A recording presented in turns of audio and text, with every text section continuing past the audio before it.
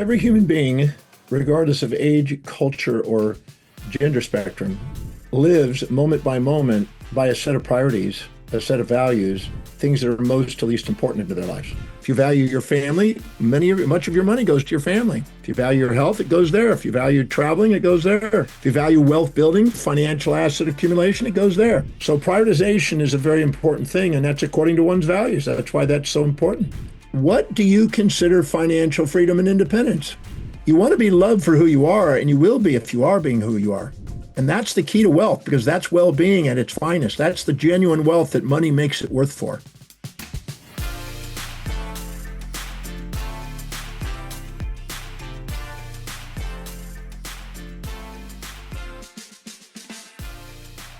This is your Real Estate Syndication Show. I'm your host, Whitney Sewell, and our guest today, he's a global educator, human behavior expert, someone who's worked with billionaires, CEOs, and impact-driven leaders all over the world. He's taught in nearly, I think, 200 countries. His name is Dr. John Demartini. If you've been listening to the show for very long, you've heard him a couple of other times. He was on show 563, where he talked about the 6 things billionaires do. And then also on show 2022, where he laid out how he prioritizes and delegates and thrives. From a background of homelessness to where he is now, it's an amazing story. Now he's become one of the most sought after mindset and wealth teachers globally. He's the founder of the Demartini Institute, where he's been featured in so many things, all over the world. But today we're talking about something deeper. And deeper than just, say, capital returns. We're talking about just wealth that aligns with your values and a vision that lasts, believe it or not, beyond your lifetime. And really how to overcome just those emotional blocks and help them to stay on track to reaching that financial freedom number. You're going to hear him talk in depth today about so many amazing things if we can just put these things down and stick to it. Also, you're going to hear me talk about his values determination snapshot. I want to encourage you, if you go to drdemartini.com, and it's Demartini, it's free. And it's 39 questions, extremely thought-provoking, and I encourage you to do that today. Dr. Demartini, I'm honored to have you back on the show. Well, thank you again for having me. I notice you're still on the world. You're sitting out in, I think you said, the Atlantic somewhere. I'm in Madeira, Portugal. I'm parked right outside the island here, and we sailed in here 2.5 days ago, and so I'm here. That's awesome. I was just sharing too. I know I can imagine the dynamics of your travel schedule. Your team has to be pretty amazing to coordinate flights everywhere you're going all over the world. I want to, and on that note, I know the last episode, which I referenced in the intro, where you talked about delegation and how to do some of that. So I just encourage the listeners to go back and listen. But Dr. Demartini, let's start a little bit about values and vision and some of this, because many of the listeners are obviously high net worth investors or family offices, or maybe starting a family office, or thinking about, how to think about wealth. Many of them didn't come from wealth, but have built wealth. So I want to talk about a number of things around that and how you have done that. Because I know about, actually on the last episode or so, you shared about your, coming from no wealth, literally, right? And to what you've built now. And I know you coach lots of people around that, but I know you talk about wealth flows most powerfully when it's aligned with their highest values, especially as many investors and operators, they're listening. Talk about like uncovering those values and just, how to gain just alignment with that, those values and their financial strategy per se. Well, every human being, regardless of age, culture, or gender spectrum, lives moment by a set of priorities, a set of values, things that are most to least important into their lives. This set of values impacts what they perceive, what they decide, and what they do. Therefore, impacts their character and behavior and their destiny. The hierarchy of your values really impacts your destiny, where you're headed, the trajectory of your life. In your highest values, the very top one particularly, you are spontaneously inspired to act. But if you progressively go down the list of values, you require progressively more external motivation to get you to act. When you're living in your highest values, the blood glucose and oxygen goes into the forebrain and activates the executive center, where you're more objective, more strategic, more expanded awareness, and you're more likely to be sustainably fair exchanged.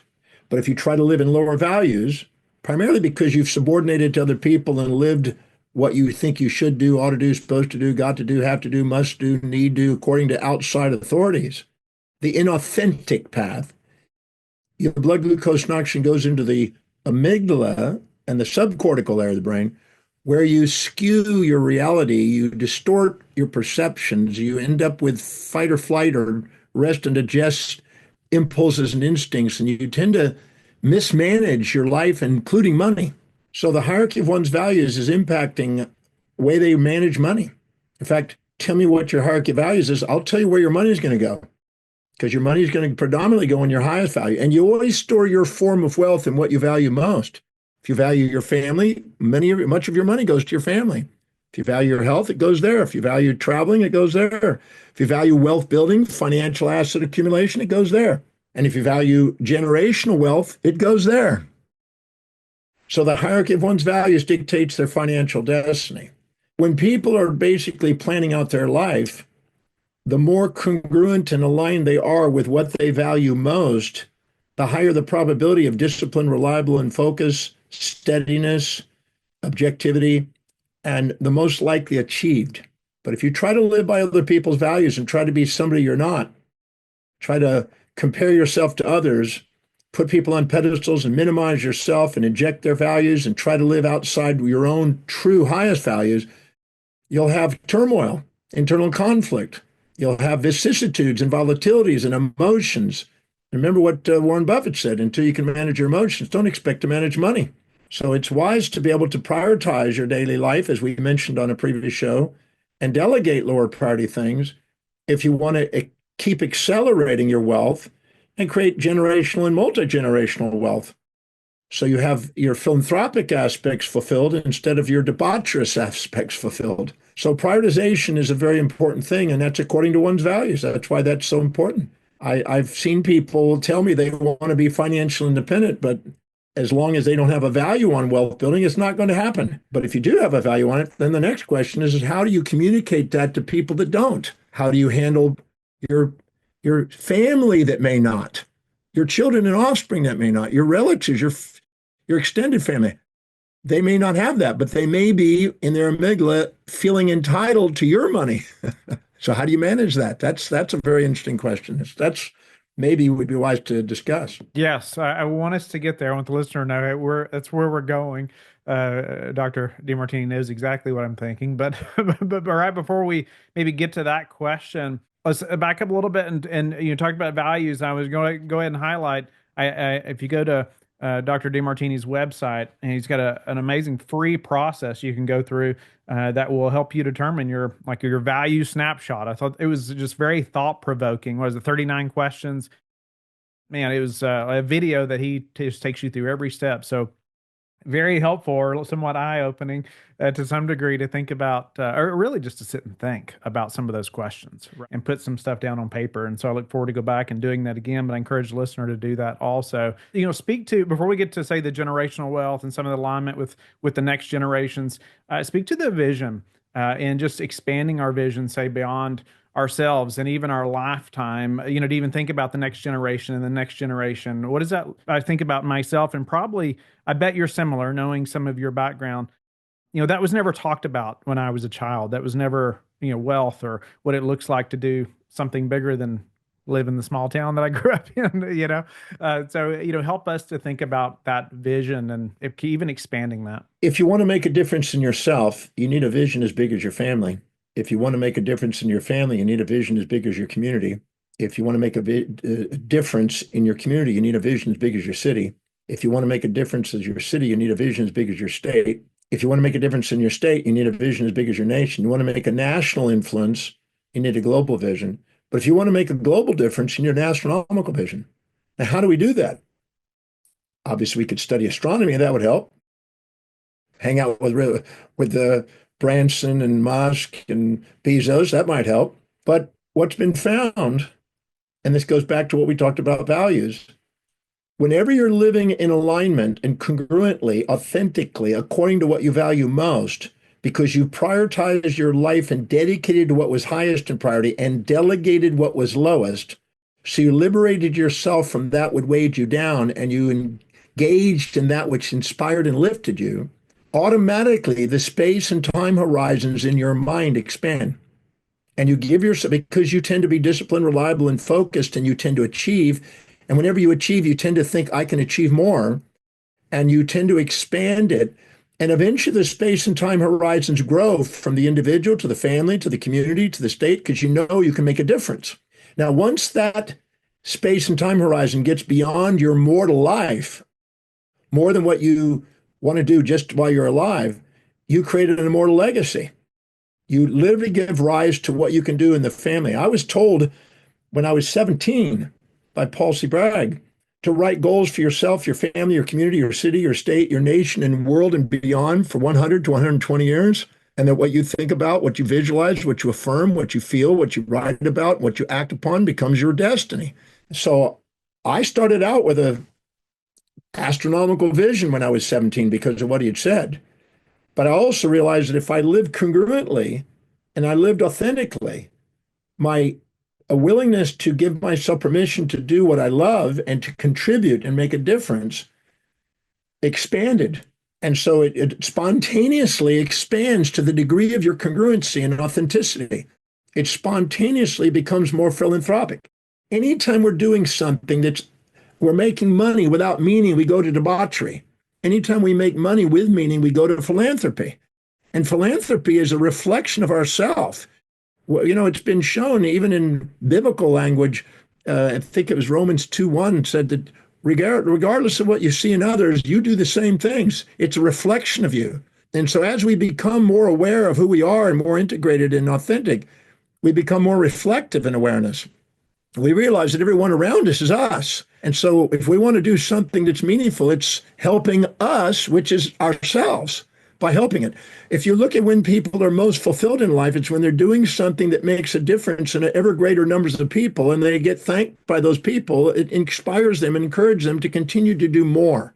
And this is how we expand towards an ever greater immortal legacy and leave our mark, not only to our family and generational wealth, not only to our community and the sense of social impact, but this goes on until we leave a mark in the world. And there's an innate desire inside everyone to make a difference. And so it's almost like a feedback from our business and our social life to help us become authentic. I believe that every symptom in our body, every symptom in our psychology, every symptom in our sociology, and even our business is trying to guide us to this authentic state where we maximize our potential. I think it even goes back to, it's like, focusing on, say, the non-monetary forms of wealth, right? And how that helps us to really steward other actual financial capital or impact. Is that accurate? I just did a presentation this last weekend on this, on what is called genuine wealth. And genuine wealth expands beyond financial wealth. Genuine wealth encompasses what inspires us, our intellectual pursuits, our business pursuits, our family, our social pursuits, our physical health and well-being. Well-being and wealth come from wheel or wella, which means wholeness and well-being. So each of us have a hierarchy of values, and some people have a higher value in different areas, and the fulfillment of our life and authenticity will slant in those directions. So there's some people that want to build their wealth and do some philosophical contribution or intellectual and put it into education and fund filling foundations for education. Some that are spiritual. Some may be for family generational wealth. Some may just be for philosophy and to learn. Some may be because they want to do something and leave a legacy and a business beyond their life. None of them are wrong. None of them are the only one. Everybody has a unique reflection and it's individual, like a snowflake. But giving yourself permission to create it in that form is a form of genuine wealth. But financial wealth is one of the forms, and it's the one that has probably the most overlap because in some respects, what you can do with wealth is quite diverse. You can have a great body and a great health, but it has a limited impact compared to what financial wealth can do. So the mastery of financial wealth is a very important component of the overall genuine wealth and well-being of a human being. Speak to, if those or how your, values maybe have changed over time, or maybe you see something, go through this exercise, the value determination, and think, I put a lot of value on this one thing, but that's probably not the where I should be putting so much energy.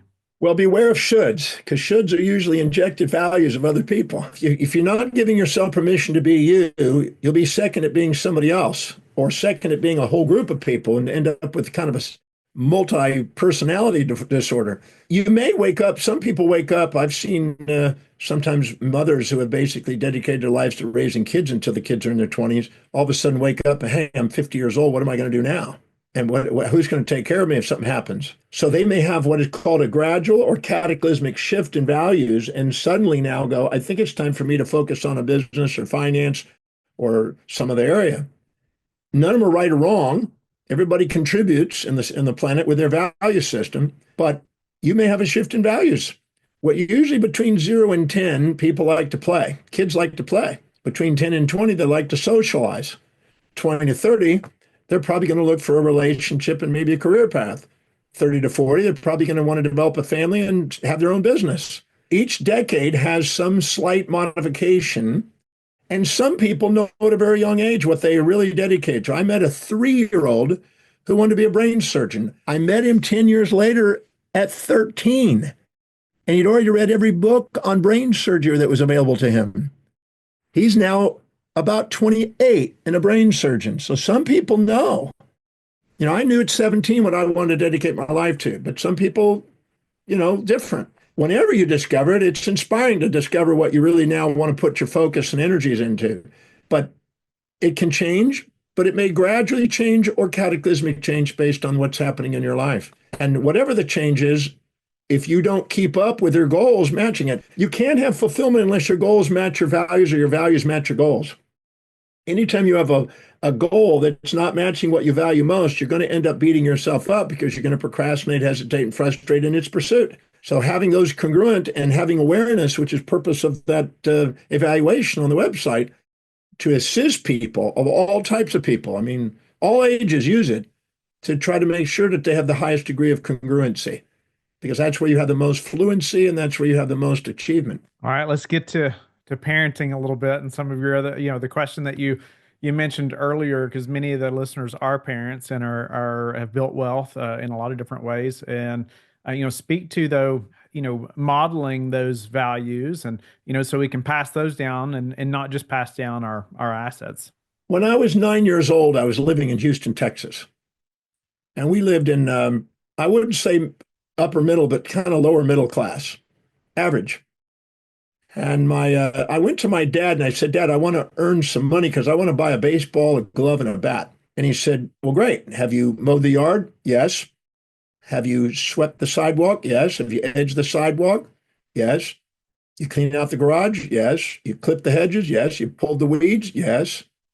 Have you shined my shoes? Yes. Have you cleaned your room? Yes. He said, son, I don't have anything else that needs to be done. So if you want to make some money, I suggest you go to the neighbors and see if you can find things to do for the neighbors. I went, okay. So I walked down a couple doors down to the Evans home, and I saw they had kind of an unruly house, the yard. And I knew how to mow a yard and stuff. My dad trained me. And so I went in and I knocked on the door and I asked if she'd like to have her yard cleaned up. And she said, well, how much? I had no idea. I just pulled a number out. And she said, well, that sounds more than fair. It was more than fair. So I went over there with my dad's equipment and I mowed it, I edged it, I swept it, I did everything. I was stung by bees, I was blistered, I was sunburned, I was dehydrated, but I did it. I came back and I went out and bought my baseball, my glove, and my bat because there's a pretty good sized yard. And my dad said, I see you got your baseball. How did you get that? And I said, I did what you said. I went to the neighbors and I started to help those people out. He said, what equipment did you use? I said, well, the equipment in the garage. He said, well, son, I have to teach you something. That equipment you have to rent it, and you have an appreciation schedule. You have to pay for the wear and tear. And so he estimated what it was, and he said, you owe me $7.50. I said, well, I spent it already. He said, well, then you have to be accountable with money. You can't spend money that's not yours. So next time you work, some of that money is going to have to come pay me. And then if you still use that equipment, you got to pay me more. I went, oh, okay. So I went out and did 3 more yards, paid him off, paid the additional off, still made a profit. And I went out and bought a few more things, right? Because I wanted football for the fall. I was into sports at the time. He saw me making money. And one day I was sweating. It was hot. I was pushing a mower. And I saw a kid come on a bicycle. And I said, hey, how'd you like to make some money today? He said, well, how? And so if you push this mower, I'll pay you 50 cents. Now, this is 1963. 50 cents was still decent for a kid, 9 years old kid. So I ended up getting 3 groups of 3 kids to help me in the yards. So I had 9 employees when I was 9. And I got the Zubrods and the Mallows equipment across the street. They talked to my dad, found out the same price. It's the same price to all 3 of them. I had to pay and rent it. And I had me a little business. And I was making pretty good money. In fact, after collecting everything, paying everybody off, the gasoline, my dad, the Mallows, the Zubrods, I ended up with $45 in my pocket. That's a full day. Now that would be worth probably $600 today. If you had a 9-year-old kid making $600, you'd probably let him live at your house. My dad saw that I was making money, and he saw that I was cleaning up, and I was upsetting the people that normally did the yards because they were doing it. They lost their business because I was my prices were lower. He said, well, there's one thing you're not doing, son. You're not learning to save any of that money. You just keep spending it. And if you do, you'll be a slave to money all your life. You got to learn to save a bit of it, invest a bit. I said, well, how do I do that? And he says, I'm going to get you a coin collection set, and I'm going to get you a piggy bank, and you're going to put whatever coins that are valuable into that coin collection, and then anything in that piggy bank, when it fills up, we'll take it to the bank and we'll put it and get an interest rate on it. Teach you how to invest a bit. I said, thank you, Dad. And I did. And by the way, that piggy bank that he gave me in 1963 is sitting in my office in Houston, Texas, on the 52nd floor of my Houston office as a reminder to think long term. It's never been opened since 1963. I never deposited it in the bank.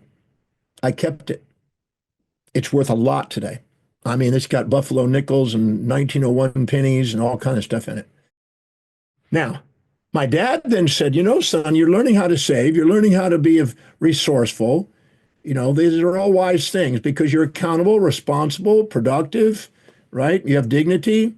You're learning how to stand on your own 2 feet and becoming independent. But you're one thing I just need to teach you. And that's how to really gain independence. And I said, well, what do I do now? Because every time he talks to me, it's costing me more. He said, son, from now on, I'm going to give you your freedom. I said, what does that mean? He said, well, you're now free to live at this home. You're going to pay me $750 a week to live for clothing, food, and rent. But what it's going to buy you is that you can leave at 5 a.m. and as long as you're home by 9 p.m. every day, you can do anything that you set your mind to do. Now that you got a new bike, you can drive anywhere you want to go. You're free. You're a free man because you're now paying your responsibilities.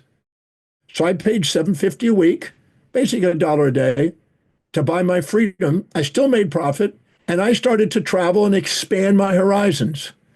Now, there's a great thing that the Rockefeller said. Never rob people of dignity, accountability, responsibility, and productivity, or you will destroy them and make them dependents, and you'll undermine culture, and they'll lose their incentive, and they'll go into their amygdala and live a debaucherous, dependent, and entitled life. They won't stand on their own 2 feet and contribute philanthropically.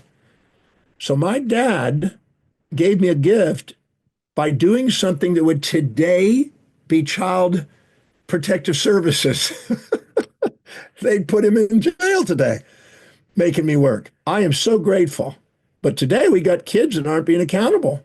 Now, if you're a parent and you've come into wealth because you worked hard for it, rags to riches to rags can occur if you don't make sure that your children are educated and give them accountabilities and challenges and responsibilities so you don't rob them of dignity, accountability, responsibility, productivity, or they will squander the money that you worked hard for. And then you'll end up, trying to push them uphill when they're entitled. So don't rob them of those responsibilities. My dad loved me enough to hold me accountable to prepare me for the real world.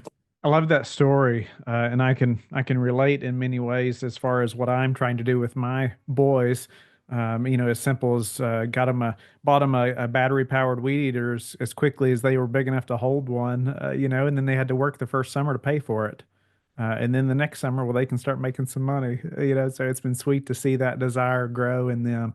But you led right there to the next question as well. It's like, well, after being shaped, let's say by hardships, which I know you've had, and many listening, but then successfully have built wealth. Give some practical examples of shaping that next generation, right? As parents today.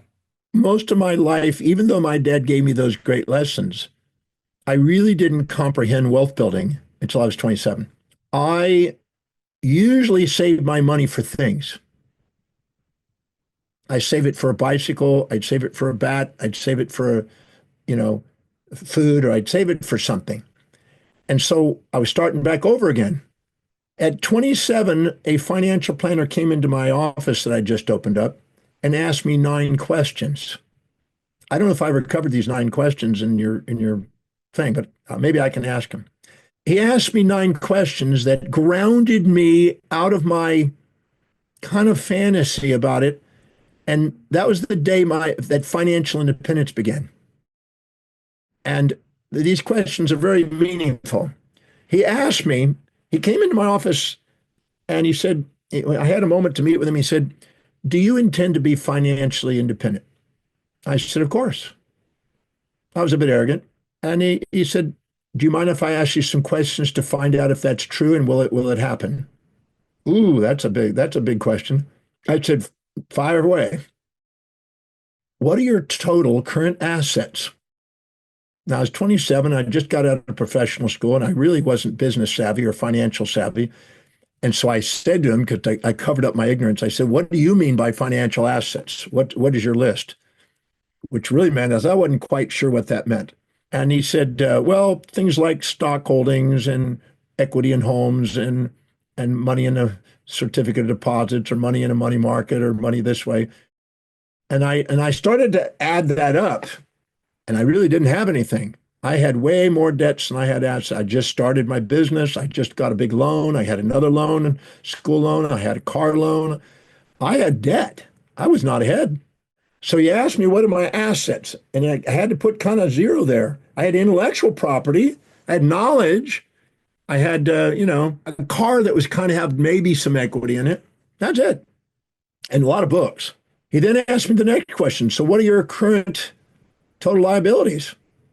Well, I knew those. I could rattle those off because I knew all my debt, because they were occupying my mind. And I listed all my debts and I totaled them all up. And it was about $100,000 back then, which is quite a bit for then, 1982. So I was at negative. My assets were more, my liabilities were more than my assets at the time. So then he asked me the third question: what's your total net worth currently? And so I took my assets and minus my liabilities, and I had about $100,000 in debt. He said, "Great. Now you know where you are.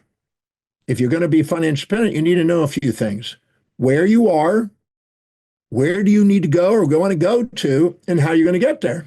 Like an Uber, if you don't know to get in, so I don't know where I'm at and I don't know where I'm going, Uber can't help you.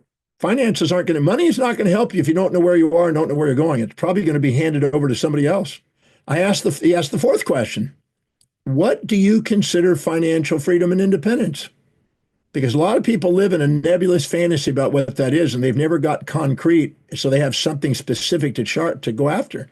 And at that time, I thought, well, $100,000 passive income would be probably okay. I didn't have a family. I didn't have, a lot of responsibilities at the time. I was single. I thought, well, if I could have $100,000, I'd probably live on that. Little did I know that wouldn't be very much later on in life, because inflation. He said, well, so $100,000 is, if you could get $100,000 right now and have $100,000 passive income per year, you'd be financially independent. I said, yeah, I'd be grateful for that, because that's the most I ever made in my teaching career up until then. And I thought, if I could live on that, I could live on that passively. So I didn't know much. And he asked me the next question, number 5. What is the current interest rate or yield off investments? With your current knowledge, what do you think you can earn per year? I said, I don't know. I haven't done a lot of investing, so I don't know what that could be. I said, what would be a conservative number that I could probably shoot for and be, able to hit? He said 8%.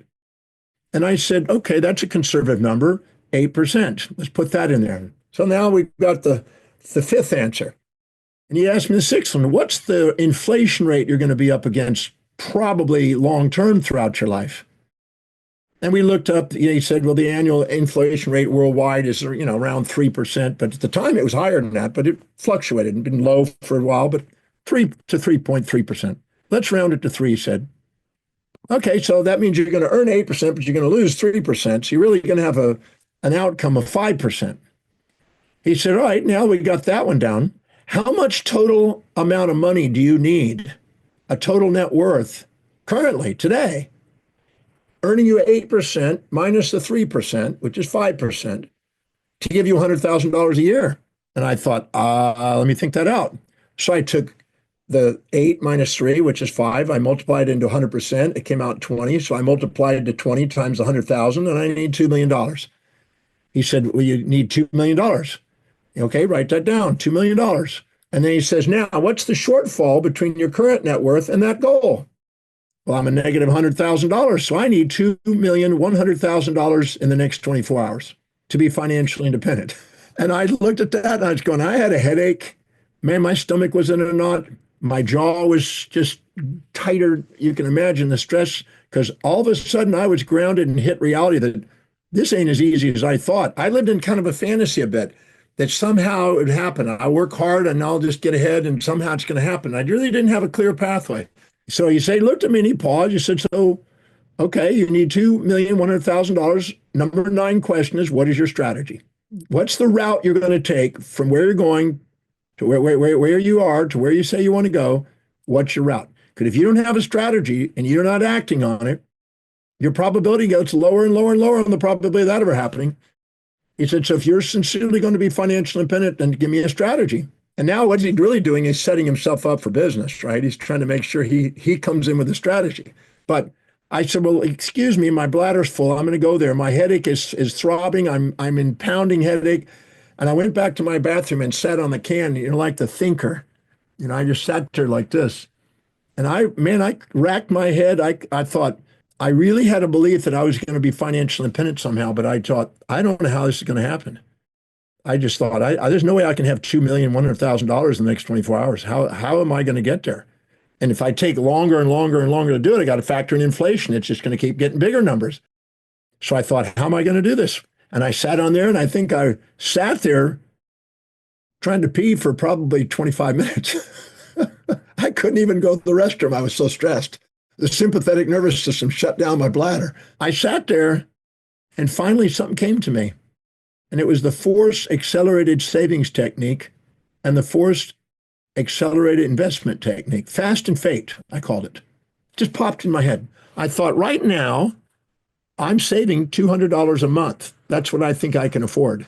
But I could, every quarter, increase that. And if I do that, and I push myself, I could keep increasing that when I could learn how to be delegating and do more efficient skills. And so I'll start lower than what I require. And I'll end up with more than I require, but I'll average what I require to get this. And if I take, say, 15 to 18 years with the inflation rate, 18 years, then I'll need $4,200,000 in 18 years in order to reach this goal and live that same equivalent, which would be $200,000 a year. So I thought, okay, that's what we're going to be shooting for. So I started to save. And I had an automated saving. I opened up a little Schwab account way back in 1982. And I still got that same account, and I've been automating electronically, first monthly, then every 2 weeks, and then once a week, a progressively increased amount of savings all those years every quarter. So I saved, I remember when I got up to $1,000 a month, I ran a projection. I'll be a millionaire in 34 years. But at least I thought I could be one.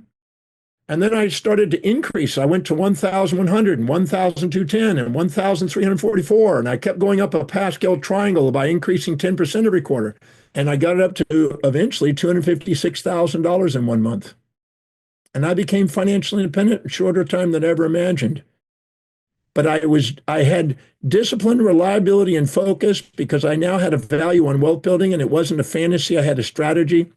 And people who focus on strategies and not emotions go farther than people let their emotions and the vicissitudes of external evoked potentials distract you from a real clear mission. So I was blessed to be it. By the time I was 37, I was financially independent. And well, right now, with the market being down, although it's starting to come back up, I had reached 50%. I'm right now about 47 and a half times financial independence today because I didn't stop doing that. It's not the habit of savings and investing. It's not the amount you do, it's the habit. And if you progressively expand the habit, amazing things can happen. When you manage money wisely, you get more money to manage. And when you value yourself, so do other people. And you value serving people and you value wealth building and you value yourself, you end up financially independent. And I used to live on the streets for a while there when I was a kid, when I was independent. But at the same time, I'm a firm believer that it doesn't matter what you've been through, what you've gone through, what you're going through. What matters is, do you have a strategy and a plan, and you're willing to do what it takes to achieve? I love those questions and the thought process. I think you even have a course on your website that goes similar to this, I think, anyway, right? Just so the listener knows as well. Dr. Martini has many courses on lots of amazing things, but this is one of them, in wealth building. It's like so many things. It's the daily consistent actions, right, that compound to so many bigger things, and the discipline to do those things. As you were talking through that though, and I was thinking about, okay, these parents that are listening and thinking through this, even for their own wealth and for their children's wealth, and and we were talking about alignment of values and goals, and speak to maybe even some practical things they can be talking about if their children are young, but even if children are about to leave the house, and maybe there's different values, and they want them to know these things, but they just don't value right, those things. Well, how could your values dictate your destiny? I have done evaluations for 46 and a half years, evaluations of values. So that thing that's on my website, I've been doing 46 years. If you ask somebody what their values are, I can assure you that 90% of the people, what they think it is and what it actually is two different things. I was speaking at a success summit with Richard Branson in South Africa in 2012. And I came up on stage first. And I said, and there were about 5,000 or 6,000 people. And I said, how many of you would love to be financially independent and where your passive income exceeds your active income and your workplace you love to, not because you have to? All the hands went up. Some had 2 hands, some 3 hands, some 4 hands. Some had their legs in the air. I mean, it was the more they had in the air, the more fantasy it was to them. And I said, great. And it was roaring out there. And I said, now, how many of you are financially independent? And all the hands went down. Just boom. There were only 7 hands in the air out of 5,000 something people. Now, these are entrepreneurs. So you'd be surprised how many. It's just like the celebrities out there. Many of them are not what they make a lot of money, but they don't know how to manage it. So a lot of people have big houses and big cars and big this, and they buy consumables that depreciate in value and burden themselves, and it's all about lifestyle. And they think financial independence is a great lifestyle instead of actually having a simple, humble Warren Buffett approach, right? And good old his partner, right, Charlie Munger. Well, I'm more of the simple guy. I mean, I have a great lifestyle, but I saved and invested and lived simple and just kept letting it work for me, and then it bought me my life. So I learned to do it patiently. But most people think they want financial independence, but when you actually look at what their life demonstrates, no, they don't. They want immediate gratifying consumables that depreciate in value, and they want to fill their house. 25% of a house is storage for stuff that goes down in value. Something to think about. So what happens is people confuse what they say they want, what their fantasy is, and what their life actually demonstrates. Every decision you make is based on what you believe will give you the greatest advantage or disadvantage at any moment to what you value and value most. So knowing what your values are, truly being demonstrated is an eye-opener and a starting point for anybody and a family. And believe it or not, some kids in the family aren't going to have wealth building on their highest value. They're going to have, I got 3 kids. One is wealth oriented. She's saving, investing. She's on track. The other one is marrying a wealthy guy and she's on track and she's getting the lifestyle she wants, but he's making the money. It's quite interesting. The other one is living very simply, saving methodically, but not wealthy yet. But he's living simply, and he's not living beyond his means. He just doesn't have the high ambition quite that he'll probably develop as he goes along. So everybody's got a different set of values, and the hierarchy of their values dictating their destiny. And unless they have a shift in values, financial independence is not likely. I mean, it's 1% possibly. So I have people, when people finally realize what their values are and they find out where wealth building is on their values, sometimes it's down low. If it's not in the top four, financial independence isn't going to happen. And that's about 12,000 people I've proven that through. So if it's not in the top four values, you're going to have everything up on top come up. And when the money comes in, it's going to go there. It's not going to go to any asset accumulation. So we can change that. We can shift values by associating and stacking up associations like operant conditioning and Skinner, and stack up more and more advantages and benefits and how it will be of value to you to actually save and invest and do what I call the 6 steps that assure wealth. And if you do that, you can change that value system and increase the probability of doing that. You can also do that with your children. I just worked with a young man who inherited $50 million from his mom. The father's a billionaire. He's never worked a day in his life. His father's 85, probably going to pass somewhere in the next 10 years. And he has just been debaucherous. So they basically robbed him of accountability. And the guy, the father, said, I don't know whether to just give him money and just walk away and let him destroy his life or try to have a shift. So I've been working with him, and we're shifting his value structure and understanding, because anytime you receive money without earning it, you don't feel you're worth it, you'll squander it, you'll mismanage it, you'll have people who are opportunists, who are entitled, grab it. I mean, it's amazing how the wealth goes away. So we're shifting it. So we can either identify where wealth building is on the values and raise it up to increase the probability of doing that with children. And as James Hughes in his family wealth structure, he knows that's an important component of education for families. If you're going to do a family educational thing in wealth building, or you can find out what they are and honor that that's their path. You can love them for who they are. You can transform them into who you love. But either way, it's their choice in life, and it's your ability to communicate the value to them to do so in their values. So if you want to do that, there's a tool for every use. To love and honor them the way they are. If they end up not wealthy, then that's their destiny. Or to have them have a shift in values. But don't push people uphill and rescue them or entitle them, because they'll never drive for wealth building. They will squander it away. All right, one quick thing before we run out of time, Dr. John. I've heard maybe you or somebody else telling me about you talking about like the 100-year, possibly even 1,000-year vision. And I just wanted you to be able to speak into that for just a second, almost just to help expand our vision a little bit, because I would say most of us have not even thought about thinking about, say, 1,000-year plan, and probably mostly even 100-year plan. I was teaching my signature seminar program, The Breakthrough Experience, in Rome in 1999, right before 2000.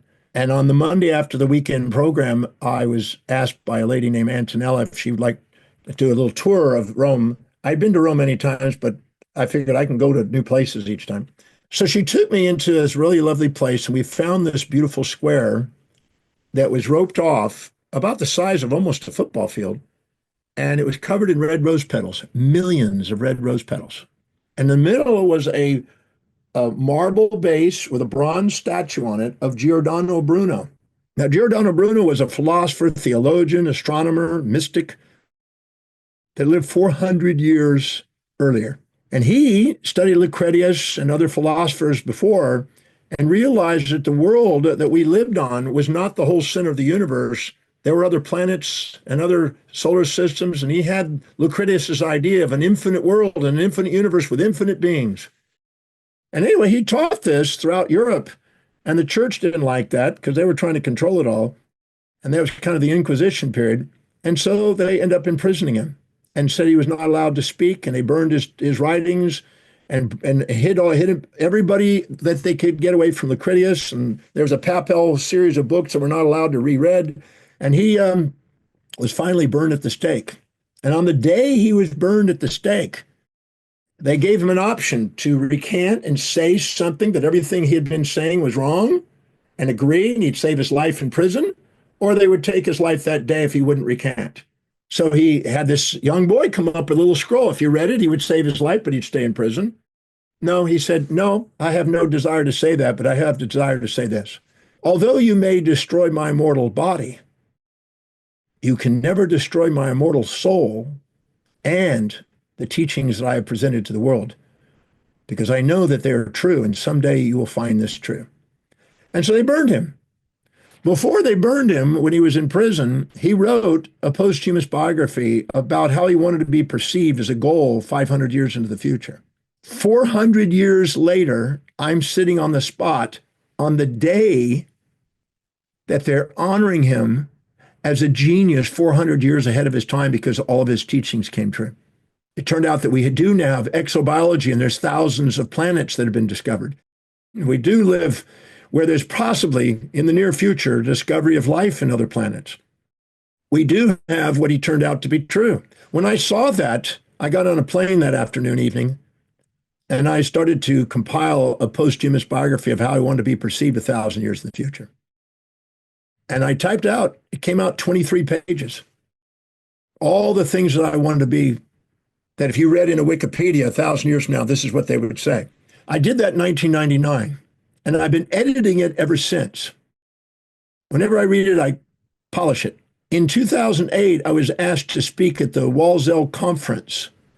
It was a conference where 200 leaders gathered together and to solve 6 world problems, and I was one of the 12 speakers that were there. When I got to finish my speech Saturday afternoon, they had us come in and go into this massive library at the Milk Abbey, the magnificent library.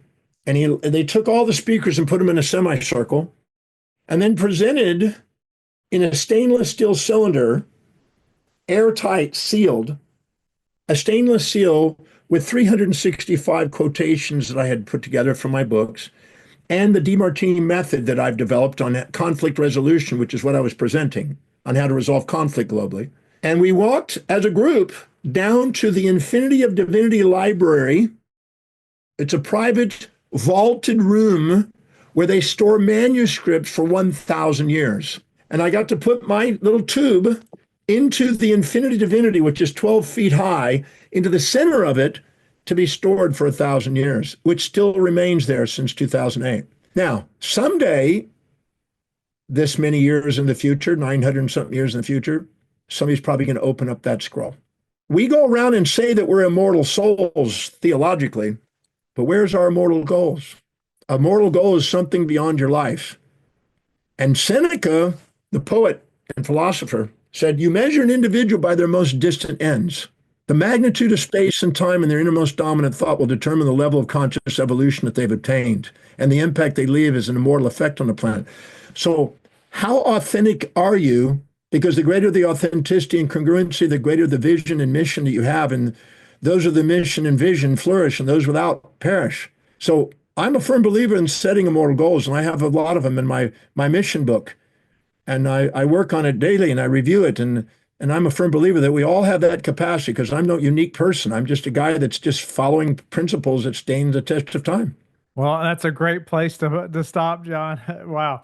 I'm grateful for you sharing and just really expanding our vision for how we should be thinking about who we are, really, and where we're going. And man, I want to encourage the listeners to check out drdemartini.com, where you can get his free values determination toolkit, which I had right here. I took it myself, and eye-opening to just and go through that process of 39 questions. Dr. Demartini, incredible to have you back again, no doubt about it. Thank you so much for your wisdom and just your intentionality behind every answer. Is there anything else the listener should know, or where to find you or to follow you? I think I looked at, you're going to be in Denver, I think in August, and maybe in New York, even sooner than that. But so if anybody can check that out, it'd be great to see you in person. But anything else you want to leave the listener with? Yeah, I'm here out in Madeira. I'm going to head over to Costa Blanca, then over to Cadiz, Portugal and Gibraltar and Cadiz. And then I speak in Toronto, Houston, Miami, and then London, and then back to Australia. So I move around a lot. So they can just keep an eye on my website and see where I'm going. But just the most important thing I think in life is don't be second at being anybody else. be first at being you. The magnificence of who you are is far greater than any fantasies you'll impose on yourself. You want to be loved for who you are, and you will be if you are being who you are. And that's the key to wealth, because that's well-being at its finest. That's the genuine wealth that money makes it worth for. Awesome. That's the end of the show.